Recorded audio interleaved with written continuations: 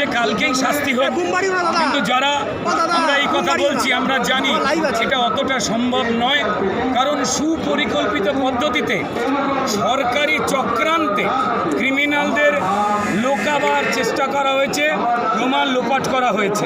তো তাই অত্যন্ত সতর্কতার সঙ্গে এর বিচার বা জাস্টিস হবে। আমাদের প্রতিবাদ যেন চলে, উৎসবে মেতে এই সমস্ত করা তৃণমূল সরকারের যে অন্যায় সেটা ভুলে যাওয়ার যে নিদান মুখ্যমন্ত্রী দিয়েছেন। পশ্চিমবঙ্গবাসী বলছে মা দুর্গা আমার, তার পুজো আমরা করব চোখের জল ফেলে। আমরা সেই প্যান্ডেলে আমাদের বোনটাকে নিয়ে যেতে পারবো না, যাকে আপনারা মেরেছেন তা আমরা ভুলব না। উৎসবের দন্তস্বটা পাল্টে এই রাজ্য সরকার, এই অপদার্থ মুখ্যমন্ত্রী, এই অপদার্থ পুলিশ মন্ত্রী এবং স্বাস্থ্যমন্ত্রী মমতা বন্দ্যোপাধ্যায় উৎসবটাকে তালবস্যা ব করে দিয়েছেন। প্রতিবাদ চলছে, নতুন জামা কাপড় মানুষ যদি পরে তাহলেও কিন্তু হৃদয় ওই খুনিদের ছবি আঁকা থাকবেই। তা মমতা বন্দ্যোপাধ্যায় হাজার আলোর রোশনাই দিয়েও যতই উৎসবে নামতে বলুন, মানুষ উৎসবে নয় পুজোয় নামবে। আর পুজোর প্রত্যেকটা দিন সে তিলোত্তমা বোনটাকে নিয়ে ঠাকুর দেখতে আসতে কাদের জন্য পারল না, তাদের কথা মনে করবে মমতা বন্দ্যোপাধ্যায়ের মুখ। তারা ওই ঠাকুরের যে আটচালার মধ্যে যে মূর্তিগুলো করা থাকে তাদের খোঁজার চেষ্টা করে। ঠিক আছে, অমিত গোয়েল যাকে দিয়ে তথ্য প্রমাণ লোপাটের কাজ করিয়েছেন পুলিশ মন্ত্রী মমতা বন্দ্যোপাধ্যায়, তার পদত্যাগ চেয়েছিলেন। দল মত ধর্ম বর্ণ নির্বিশেষে সব মানুষ জানে যে একাধিক ব্যক্তির কাজ এটা।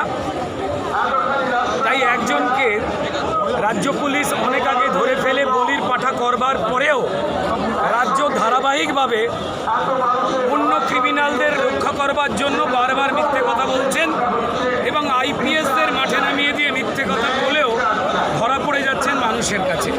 বাবা মা জানিয়ে দিয়েছেন যে তাদের মেয়ের মৃত্যুকে কেনবার জন্য, মৃতদেহ তাড়াতাড়ি পোড়াবার জন্য পুলিশ কিভাবে ভয় দেখিয়েছিল এবং কিভাবে লোকাল তৃণমূলের এমএলএ এবং কাউন্সিলর পুলিশের সঙ্গে রেডি ছিল। স্বাস্থ্য বিভাগ, তৃণমূল দল এবং পুলিশ দপ্তর তারা মৃতদেহ অর্থাৎ যে শরীরের মধ্যে কতজন পশু মিলে এই অত্যাচার চালিয়েছে, কীভাবে তাকে মারা হয়েছে তার সমস্ত প্রমাণ সেই মেয়েটা দেহতে নিয়েছিল। তাই এই দেহটা জ্বালিয়ে দিলেই 4 দিন ধরে পুলিশ তদন্তের নামে যে প্রমাণ লোপাট করেছে তার সঙ্গে সঙ্গে এই মেয়েটার দেহ তড়িঘড়ি জ্বালিয়ে দিলে দ্বিতীয়বার পোস্টমর্টম করতে পারা যাবে না। তাই ক্রিমিনালদের এবং পাপ আড়াল করা যাবে। এই সন্দীপ ঘোষকে মুখ্যমন্ত্রী বারবার বাঁচাবার চেষ্টা করেছেন, প্রমোশন দিয়েছেন, গ্রেপ্তার করেন। সিবিআইয়ের কাছে কোর্টের নির্দেশ আসবার পর তদন্তভার এসেছে। নিয়ম অনুযায়ী পুলিশ তারা তদন্ত করে কি পেয়েছে সিবিআইয়ের কাছে নামমাত্র যা তুলে দিয়েছেন সেইটা দিয়ে খুনিকে খুঁজে বের করা বিরাট কঠিন।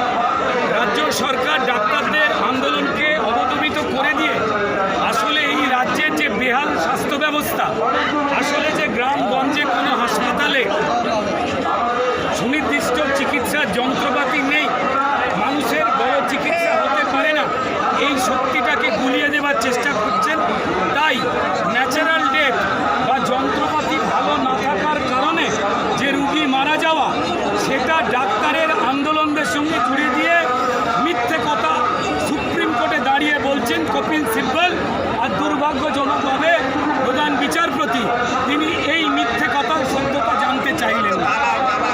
জানি না সুপ্রিম কোর্টের দিকে সারা বিশ্ব তাকিয়ে রয়েছে, তার কথা মাননীয় বিচারকেরা মন দিয়ে শুনছে। ডাক্তাররা, সিনিয়র ডাক্তাররা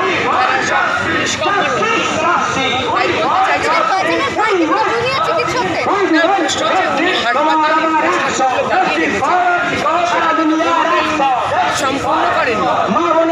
কোভিডের সময় প্রচুর যন্ত্রপাতি কিনিয়েছে,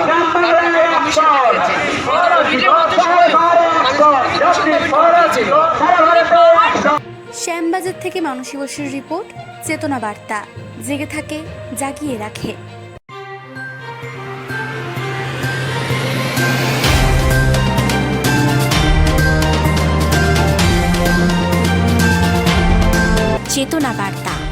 জেগে থাকে জাগিয়ে রাখে।